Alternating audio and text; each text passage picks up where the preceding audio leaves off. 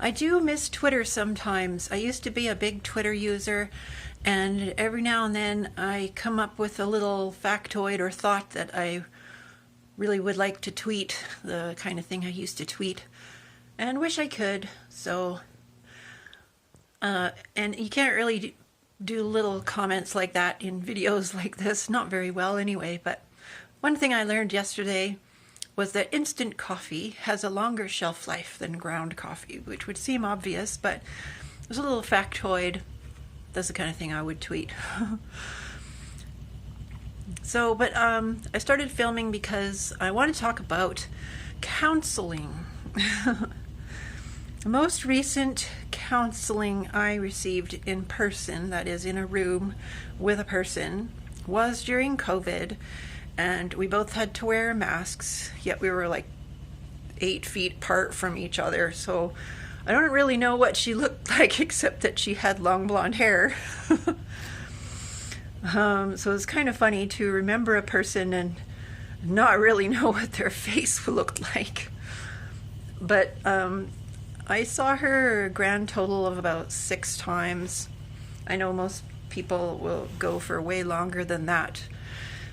But I guess I learned my lesson sooner than some, or maybe I wasn't in as dire need, I don't know. But when she started sharing her views on topics, I don't like that. You know, I'm sitting there paying her $137 an hour. I don't care about her opinions on social issues. And I don't want to hear it.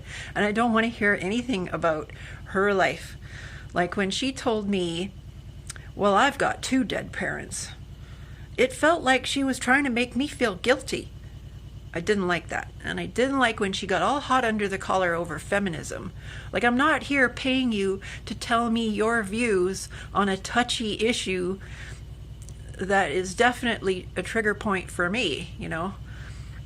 I'm not paying to get lectured about something. I need a therapist to be detached and objective and therapeutic. So what I learned was that it was in her interest for me to stay sick and to keep my low self-esteem so that she could keep seeing me and keep getting paid. I didn't like that. And I also felt like therapy is for people who want to stay sick. Like I just read in this book yesterday, a great quote saying, if there were 2 doors, one marked heaven and one marked lecture on heaven, all the codependents would be lined up in front of the door marked lecture on heaven. It's the same sort of thing with therapy. We're actually paying to go and have somebody listen to our sob story. It made me feel like a John, actually, because if you know what I mean, because I didn't have any friends. I didn't have anybody to talk to about my problems. So I was hiring her to be a sort of pseudo friend, and that's not what counseling is for. And it made me feel bad, like I was hiring a friend. And she wasn't much better than a friend either. I mean, friendship is a 2-way relationship.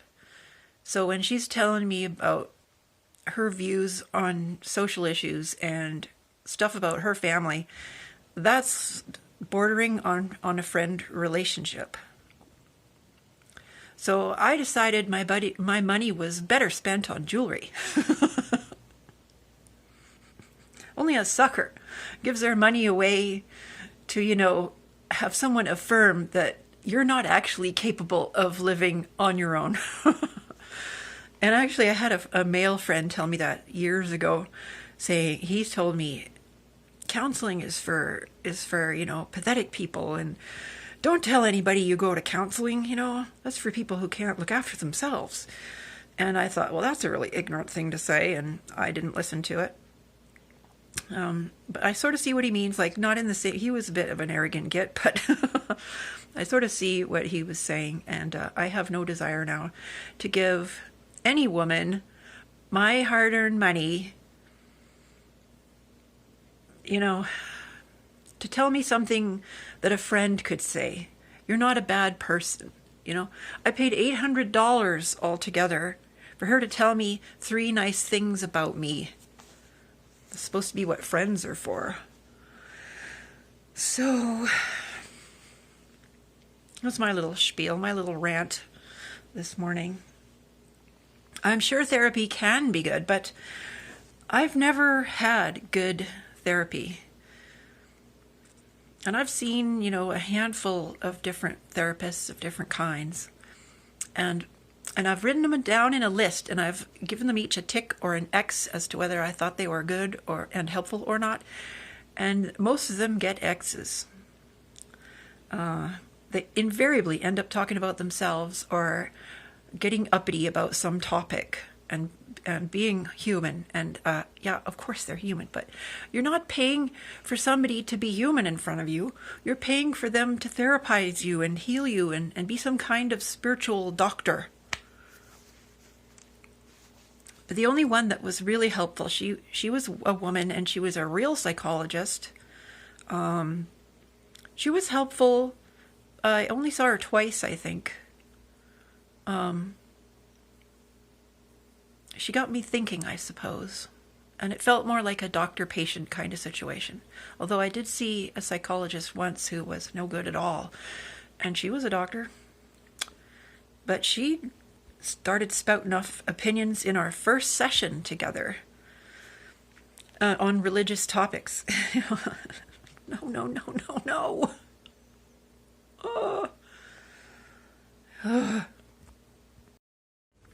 I suppose what I want is a teacher or a fellow philosopher so that I can have a think tank with them.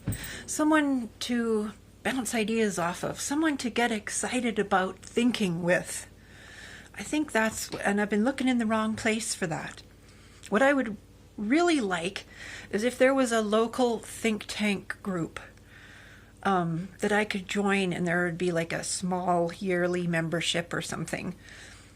Just some intelligent people interested in raison d'etre and why everything is the way it is, to sit down and talk about anything with. Like psychology, philosophy, religion, yes, but nobody's paying anybody else, just to discuss, to get those philosophical juices going. That would be good. I'd like that.